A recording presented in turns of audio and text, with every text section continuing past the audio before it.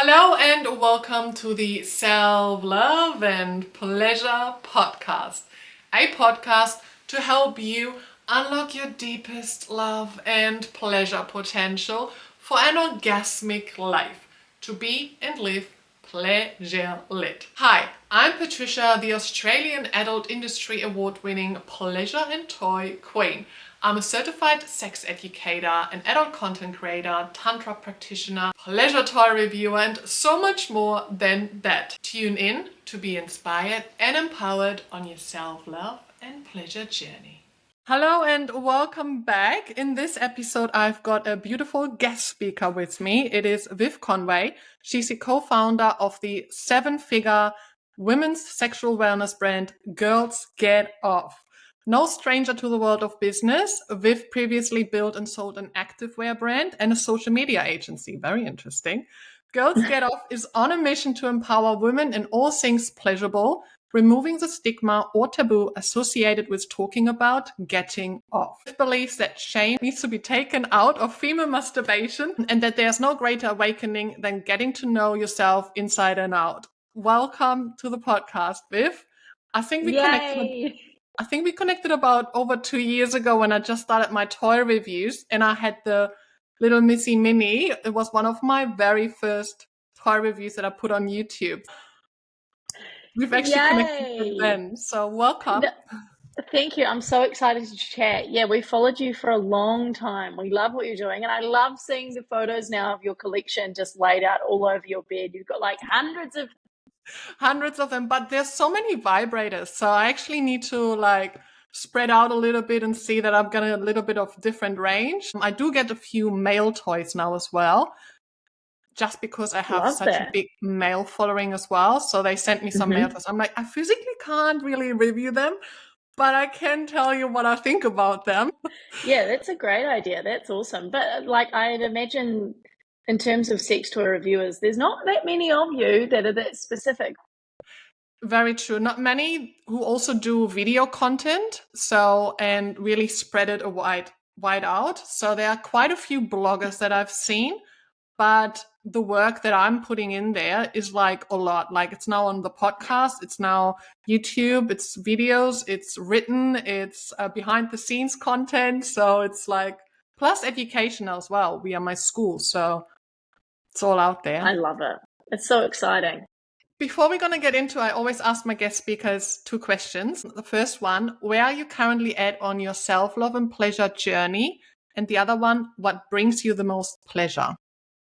I love these questions. This is so different to the podcast that I'm used to. Where am I at on my self-love journey? Okay, do you know that? So we've had Girls Get Off for just over 3 years now. And I think for me personally, I'm sure you can relate, when you are day in, day out, talking about pleasure, learning new things. Like yesterday, I was watching all these videos on like lingam massage techniques. And so there's just, I think consuming that much content around the topic has led to huge changes in how much pleasure I'm able to get from self-love practices and then also having sex with partners.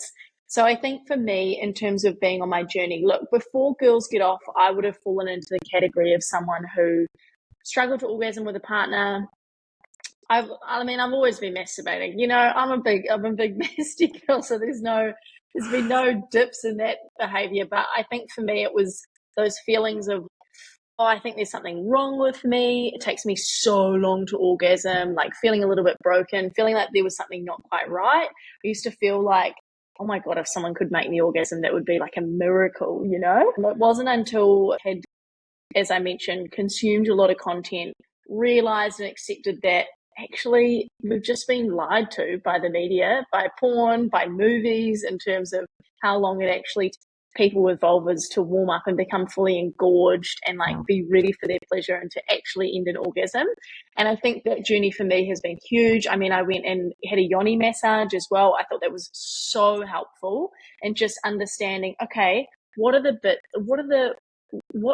touch feels nice? What are the parts inside me that feel good? All these different sensations I'd never felt before.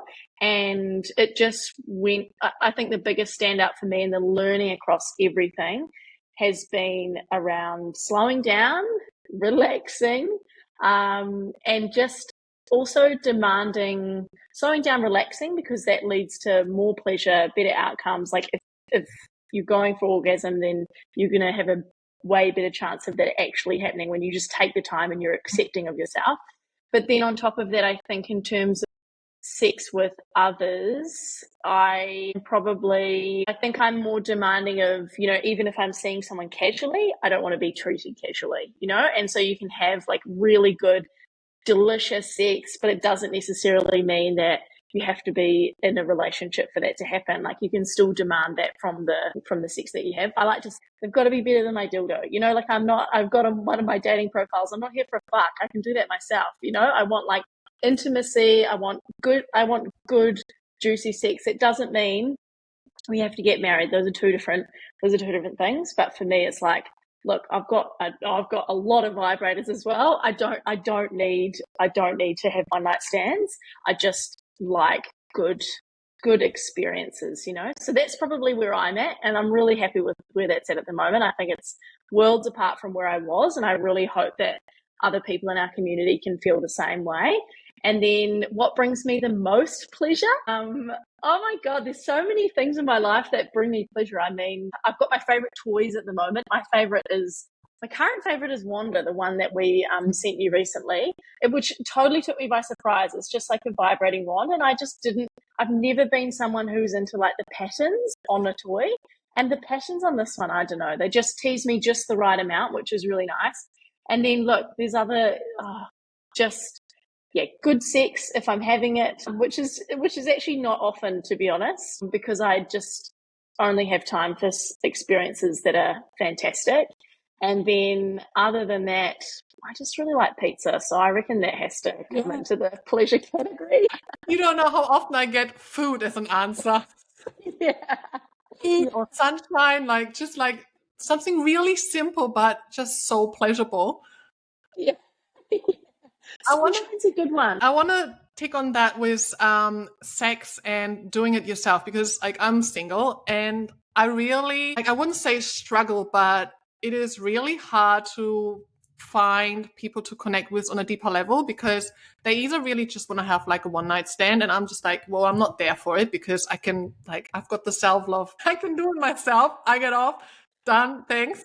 What I really crave is intimacy, and intimacy doesn't happen with just like one-time meetings. So that deeper connection, you're gonna have to build something up. Not necessarily meaning, you need to be in a long-term relationship, but something ongoing. So it's really interesting. I have been out on a date recently, and it was pretty clear from like after the first date, we went separate ways. It was really nice, but then, yeah, do you want to come over tonight for Netflix and I could cook some dinner? And I'm just like, yeah, no, I don't think so.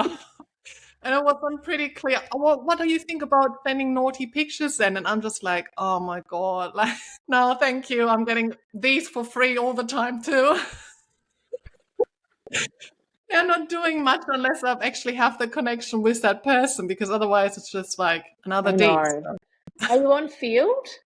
Yes, I'm on Field. I've tried them all. It's just really like, although I feel Field is a little bit more my audience. Like they're already a little bit more open-minded, a little bit more kinky, a little bit more in this direction. But yeah, I don't know. Yeah. My theory at the moment is that, and it's very funny, I've got some obviously like business friends, and one of them, he used to crack me up. He was like looking for a girlfriend or whatever, but his theory, I think the conversation started was because I'd had like a situation where I was like, oh, no, I'm upset or something because of, something that didn't work out. And he said to me, pipeline, Viv. He's like, dating is a numbers game, and you just like sales, they're not all going to convert. He's like, so you need to make sure that you have a good pipeline, a dating pipeline. Right. So he's like, build up your pipeline. You never put all your eggs in one basket until you're like, okay, this is something worth putting all my eggs into. And it just makes every time I get upset or like, something doesn't work out, one of my friends, he just says to me, pipeline. That's all he says. Just keep going. Keep going. Like last weekend, for example, I had 4 dates lined up. I think I must have, when you go onto the apps and there must be something happening. I go, oh, I'm getting back on the apps. And then all of a sudden I had this bottleneck of all these dates that were going to happen. But I thought, well, they're not all going to happen anyway, because if if we know one thing from being on apps is that half of them don't happen. So sure enough, 2 didn't happen. I'm like, well, that's pretty good stats. And then 1, I was like, okay, I'm keen for like a second date and I'll see him again tonight, you know? So I think it's all like, it's a numbers game as well. That's what I keep telling myself. And anytime I go on dates and I feel like freaked out or something, I'm like, you just have to go on more. It's like anything that you get in your head about, like just go on some more dates, more practice. So I've got a bit of free time in my weekends at the moment. So I feel like I've got space for that. But when I don't, I'm like, it's not like too much energy, you know? That's my thing. Like I'm out there when I've got the time, and then all of a sudden business happens, other things happens, mom life, and then I'm just like, yeah, and then I'm like, oh, maybe I should like prioritize again, and then I jump back on, and I'm like, I'm in and out. I'm like, oh, I know. So I think the only cure is that it's a numbers game. But yeah. What I've recently also seen, because we just talk about dating, someone has created a Google form as a dating application form. And I've seen it now twice. An adult performer creator has done that. And then now recently another toy reviewer who's like, if you want to date me, fill out this form. And I looked at that form today and I'm just like, wow, okay. Like an interview already to just like put in the application form. It was very I interesting. love So that. seems And to be from a what new point of trend. view? Because everyone wants to date them, like they just have so many I people don't throwing know. themselves at them, or are they just like managing expectations or something? Yeah, it's so different. Like, I think the performer one is probably because she was asking pretty sexual questions of like, what's your size and your girth and all that stuff. So she's got like priorities in this direction. And the toy review, what I looked at was some personal stuff in like, what's your politics direction and what do you think about monogamy and poly, and then some sexual questions as well. And I was just like, wow, okay. I mean, I've got a deal breaker question too, but after that, I would like to meet the person to see the energy, to like explore if there's anything. But yeah, interesting. Oh, I like that. Um, I love hearing about people's different approaches. That's so funny. what I want to know is like, how did you get from active wear brand to designing sex toys or pleasure toys and then go create Girls Get Off? Yeah, look, I had the activewear brand while I was still at uni, and then I went and worked with my food science degree for a year. I like to call that was my real job. And then after that, while that was happening, because I built an audience up for the sportswear brand and I was making sales online, a lot of people were asking questions about that. So off the back of that, a friend and I started managing Instagram accounts for people. And so we created this like very Instagram specific podcast and agency and helping people grow in that way. We did courses and we did actual management for people and content that was great. And then through that business, I actually met my now business partner, Joe. And we knew again that we wanted to work together. So we had been looking at different sort of options. And it was in lockdown of 2020 that we were sitting on her driveway having a little socially distanced drink. And we started talking and she's like, why don't we start selling sex toys? We're pretty open about this topic compared to the next person. And also, like, if you look at the toys that were on the market at the time that were trending, it was like people aren't finding out about these toys because of any great marketing. They're only finding out about these toys because their friend has told them about it when they're, drinking, or they've seen a viral review that's gone across news sites, or maybe it's on Amazon or something. No one's actually marketing this in a way that's as normal as, say, buying skincare for women. So we thought, actually, let's tip this industry on its head and let's figure out how we can make this like a fun, simple, positive buying experience. Because I also feel like for a lot of people, they can relate to, the sex toy store that was open late at night and it felt a bit seedy and dingy. It wasn't that like active self-care that it should be. Or you had to go online, and for a beginner, going online to seeing like, toys for her, 800 different types, it's really overwhelming, especially if you don't know what you want. And I mean, now, we both have big collections now, so we can kind of tell what we like, but there's also toys I try and I'm like, oh my God, I would have never thought to pick that one up. So it's really hard to choose. It's not like choosing a movie. It's really hard to know what you want when you don't know what you don't know. So, that was the motivation for Girls Get Off. And I guess from that, we've just had a really big focus on how can we're never going to try and compete on price against the big 20-year-old companies. And actually, there's so much more to this than a sex toy. This is about people shaking away those feelings of taboo and shame that they've held around this topic because of their upbringing, because of their life experiences, because of random conversations that they've had with people in their lives. And we need people to feel like this is something normal and that this is something that is totally okay. Because as I like to say, there was a news article that came out yesterday in New Zealand, and it was like mortified mum freaks out that there's vibrators on the shelves at like a chemist chain. And it's like she was with her 16-year-old daughter, and the quote in the article is like, it makes having them in front of children like this makes it seem like this is something that should be normal. It was along the lines of that. And it's like, yeah, it actually should be. I'm like, she's 16. Like, you can have sex at like, that's the legal age for sex in New Zealand at 16. I'm like, what's the difference between helping someone figure out more about their body and what they like so that they can be pleasured and that they can share that with someone else? As soon as you start to sweep it under the carpet, that's where we get all these issues. And actually, someone commented, it was so funny on Facebook. I love reading the comments in these situations. Someone commented, I'm a nurse and I can tell you that all of those bottles in that chemist could also be used as a sex toy if we don't talk about these things enough. And it's true. Like, if you nothing want bad, to. and they do, like nothing bad comes from talking about pleasure like this. Once we actually, people are triggered and react for these reasons. But if you stop and pause and think about it for a second, actually, there's nothing wrong with it. And if we don't talk about these things, actually, the repercussions can be worse. When you are ready to unlock your deepest love and pleasure potential for an orgasmic life, to be and live pleasure lit, then I highly suggest you come join my Pleasure and Toy School.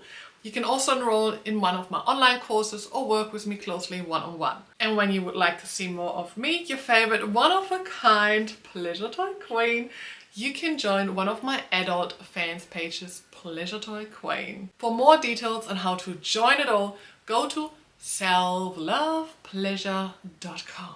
Mwah! What I love about your brand as well, Girls Get Off, is like you're empowering, but you also provide like community. You said it's so much more. Like your Facebook group is like, it's just everybody comes together. They're all helping each other. It's like a big community of like empowering. And I also love, like you said, your marketing is so different. So if any one of your listeners hasn't seen like their Instagram, Girls Get Off, like you will see Viv jumping on the car, doing funny things like their 30 days get off challenge.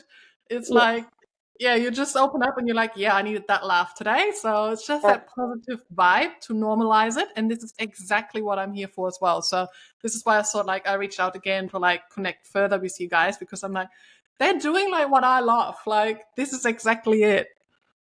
Well, and at the end of the day, it's like, this just doesn't have to be, like, who said that this had to be a weird topic? It doesn't have to be a weird topic. And like, in terms of marketing, we're like, because it is such a weird topic for some people, we need to like give them a laugh. So they have a laugh, they like share it with a partner, share it with a friend, and then all of a sudden they're like, oh, everyone else is doing this. This is actually fun. And it forms a really positive opinion around the topic for them, because otherwise some people have just been unfortunately holding onto so much negativity around this topic, and no one wins in that case. Yep. When you were just talking about early toys, I remember my first toy, and that was like a little Smurf from a Happy Meal that you could like this string. So you pull this up and it vibrated. And I used that as a pleasure toy. So I started very early. I was meant to go into pleasure toys. I initially thought, God, those Germans have always been so progressive with their Happy Meals. But now I understand. But true, so also we Europeans are, like, I personally find a little bit more open-minded in this regard. But now that I've learned a little bit more about the history of toys as well, which recently you found out about the penis ring, why you're actually using it and like prolonged. And I'm like, oh, this is so cute. So I'm going to tell you like back in the days what they were actually made of. And I found out through the history, it was all like the oldest dildo found in Germany in a cave and all that stuff. So like there's that heritage. Wow. Yeah, that honestly, that finding out about cock rings. So we're in the past where I've experimented with cock rings or seen them, I honestly just thought they were for around the shaft. I thought they go around the shaft And then when they hit the clit as well, that's supposed to be like a pleasurable thing. It never even crossed my mind that, and you can tell we're a vulva specific brand, right? It never even crossed my mind that you would, I've never even looked at that section of any other sex toy site being like, oh, I wonder what these silicone rings are supposed to do. And we were having a call with someone the other day, and he was showing us his metal one and how you get like fitted. You have to make sure that they're the right size, because otherwise it's metal and you can end up in the hospital. We were like, initially I was like, Jesus, that's a big ring. Like, this is size of my forehead. And then he was like, no, you put your balls in it as well. And Joe and I were both like, what? We've been living in the dark. We had no idea. And the comments of some people being like, oh my God, I didn't know. And people weren't commenting, but I saw the shares. I'm like, a lot of people didn't know this either. So I loved your video too. I had no idea about the history of that. It's just wild, hey? But true, I was never really looking at that section either until now, when they actually start sending me male toys. And I'm so fascinated by it. Like double rings and then having this vibrate on the top so that your partner could feel it against the vulva, the clit, or like sleeves that vibrate and have like different tops and all that stuff. So it's just like, it's amazing. It's so good. We live in a great time. Yeah, what I love about your brand also is like you provide body safer pleasure toys. So it's really amazing to see, because only because you can buy things online these days doesn't necessarily mean it's body safe. So this is so good to see. And you provide education as well. And I know that you do like Sunday confessions and you hear some really crazy stories. What is one of the like craziest stories that you can still remember that's just like sticking out? Like, so we've done Sunday confessions since we started the account. I remember when Joe and I were Really? coming up with all these different ideas, like, yeah, let's do this, let's do this. Sunday confessions was one of the things that we thought about from the very beginning. And I think I went back in our Instagram, and it was like from week one, we started doing that segment. So every Sunday we put a question box up, people write in what they've been up to over the weekend, and then we share those anonymously. And it's been so funny over the years seeing how, you know, one weekend someone will be having sex in the kitchen, and then next weekend we get two others of people having sex in the kitchen. And we know that people, half our audience is in a relationship, and we know that they're watching it with their partners. Like they are both watching it. I hear, not only have we surveyed people and found that out, but I get that feedback in person from, you know, my friends' partners, and they're like, oh my God, the Sunday confessions are so wild. Like, people just love them. They love the Facebook group. I'm so desensitized now to like nothing really shocks me anymore. I'm like, oh, someone else is pegging their boyfriend again. Like, actually, no one's been pegging for a while. There was a period of time there where people were just out there pegging all the time, and we were like, God, what people do behind closed doors, you just never know. And look, there's been so many. I mean, some of them we can't post because they're a little bit, and we normally don't get good feedback when it's like Too yuck gross. category. But Yeah. the honestly one that's sticking out to me right now is actually a confession that a friend made to me. We were just crying with laughter. Years ago, she went and stayed at a guy's house, and she didn't want to poo in the toilet, so she pooed in the shower. She lifted up she took, because we've had confessions in the past too of people being like they've waffle stomped, you know, and like pooed and then like stomped it down the drain. And she took the drain thing off and put it in there, and I was just crying. I'm like, have you never been in a shower where then you know, like it's actually a blocked drain and the thing fills up? And she was like, I just panicked. That's just what I did. I was like, that is just, to me, so hilarious. Like, you just don't know what's going on in people's brains, and it makes me laugh so much. And then honestly, ones where, yeah, but there's been so many, honestly, thousands. Why did you come up with the color pink for Girls Get Off? Do you know, we actually, before Girls Get Off, it was always going to be pink. We actually had the branding for Girls Get Off all ready to go, because prior to this, Joe and I actually wanted to start a different like wine business. We wanted to do like well-branded cask wine. And we wanted to, we had lots of different ideas for this, and we thought, that's going to take too much money, so we're just going to park it. But we'd already done all the branding for it. So when Girls Get Off started and we had the idea, we were like, oh, let's just use that branding. So the branding was actually already done, and I'm pretty sure it was already pink. All we decided that it had to be pink to be on brand for all the women we wanted to target. But yeah, funny how. What can you provide for tips for beginners who are curious about pleasure toys?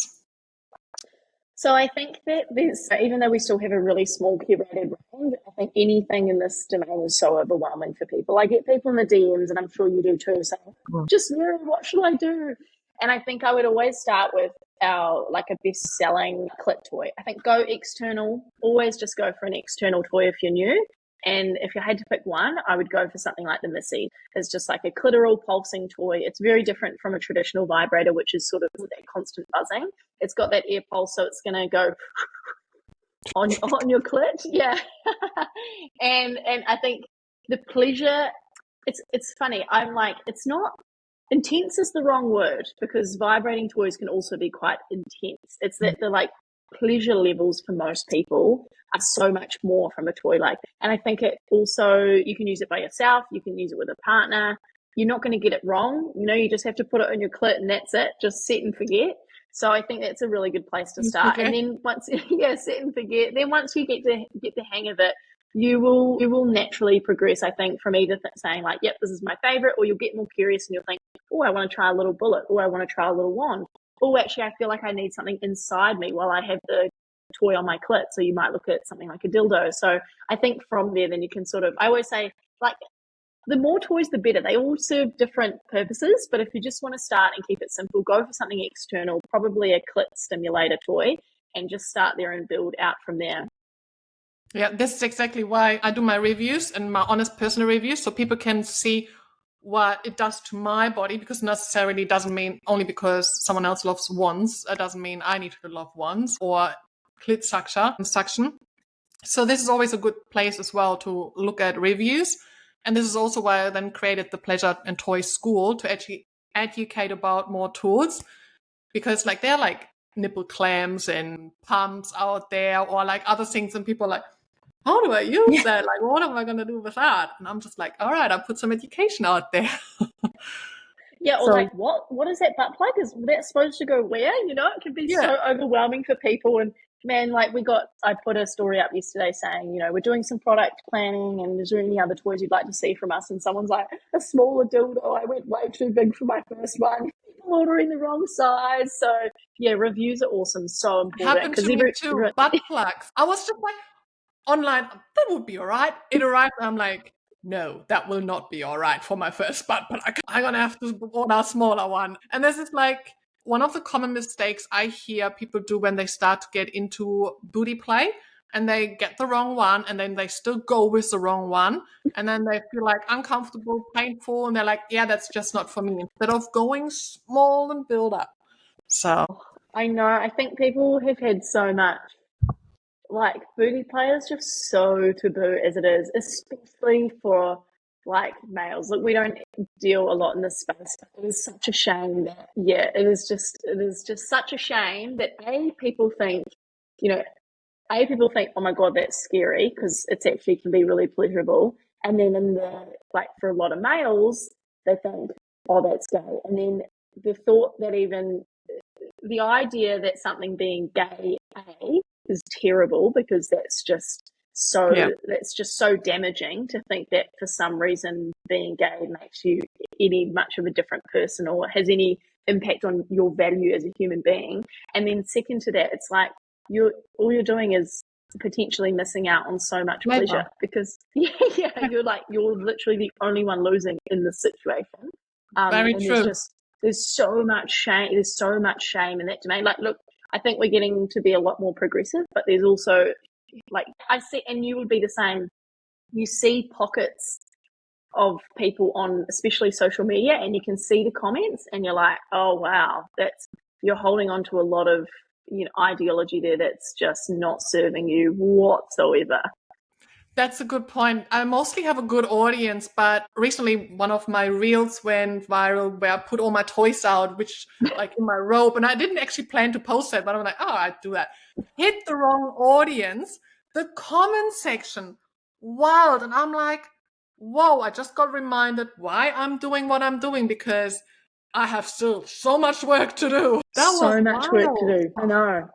It's crazy, isn't it? It's crazy. There's so many people out there that have just been like, The I feel really sorry negativity. for, yeah, I feel really sorry for them. I feel sorry for the people around them. Like, yeah, it's so funny. That's what happened with the cock ring video. It cracked me up. I was like, yeah, we're back in action. I deleted the content Instagram wasn't happy with. I'm like, we're off. And I'm like, wrong direction, Instagram, bring it back. I'm like, those are actually all males. I'm like, we want some more women actually. I'm like, but I'll take the engagement. But yeah, we've been laughing about it. It's just like, oh well, engagement is engagement. But anyway, that's all right. We'll try again. Where can people find you? They can find us at Girls Get Off on social media. So we're most active on Instagram. And our second best place to find us is Girls Get Off Uncensored, which, as you've mentioned, is our Facebook group, which is a great place to connect with the community. And those would be the best two places. I usually ask then my guest speakers a couple more questions just towards the end. Do you have a favorite pleasure toy or favorite lingerie that you would like to share with us? Ooh. So my favorite pleasure toy, as mentioned at the moment, is Wanda from our collection, and I love the patterns. I would never thought I would see the day where I was just teasing myself with those different patterns, but I find them so pleasurable. Do you know what? And on that note, I know that you take Maca all the time, and I know you've tried our libido supplement, but I took our libido supplement for a while. I noticed how horny I was, and then I stopped taking them because I forgot. And I'm like, I miss that. I miss feeling like really engorged all the time and like sitting at my desk and be like, oh, I'm horny. So those are my two favorites at the moment. And then in terms of lingerie, I actually will normally buy from like Lounge. I'm like a 14 double A. I've got like no bibs and I'm very broad. So I find it really difficult to even find normal bras. So I Oh, can get like a 14A from Lounge, and then otherwise I quite like one pieces. So I know that bras and things often I've got like a really nice yeah. plunging V-neck one piece, which is really Mhm. nice. So those are my two go-to places. The libido supplement, I finished that one now. I'm actually going to record a review on that one because I'm going to put out a review on that one. Great. I took it for the whole month, and actually to see also compared to where I'm at the cycle. And I have to say, my ovulation phase was just more enhanced. Wow. I was wetter. So Yeah. I'm like, whoa, that was really good. So, Yeah. It's just, yeah, hugely heightened things for me. I'm like, oh, I'm getting back on there. yeah. Do you have any book recommendations? I'm currently reading Come As You Are by Emily Yeah, Nigig. I can't pronounce her last name. my go-to. I'm probably gonna have to read it again because I've read it so slowly. But yeah, that's been a good one for me. And then to be honest, in terms of my sex education, I often just follow like a lot of sexologists. I love following sexologists and see what they're sort of talking about. But yeah, the Come As You Are has been quite a good book, and I've got a couple of others on my bookshelf. I can't remember the titles. What's your favorite like pleasure or sex?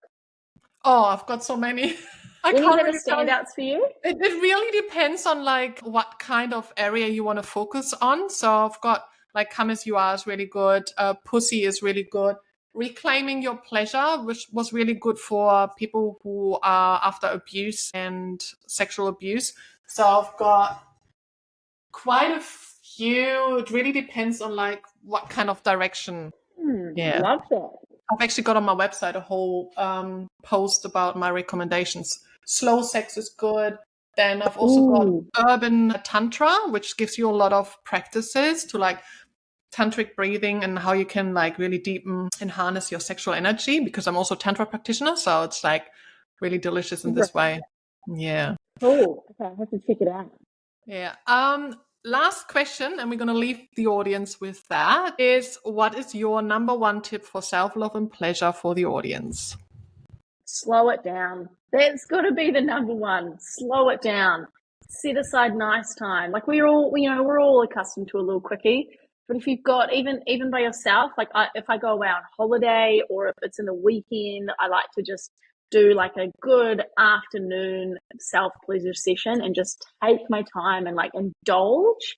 And I think that is also true with other people. You know, like when I have sex with someone else, I'm always like, I like to go really slowly. I like to enjoy it, savor it, you know, and I make those expectations really clear from the beginning. I'm like, this is what I like. And that has been an absolute game changer for my sex life. And I know that it has been for many others. Can totally agree. Thank you so much for coming onto the podcast. Yay! Thanks so much for having me. Thank you so much for tuning into this podcast episode. Please leave this podcast a review. Make sure you follow and subscribe to my podcast and you share it along so we can spread the word and help others on their self-love and pleasure journey. With love and pleasure. Mwah!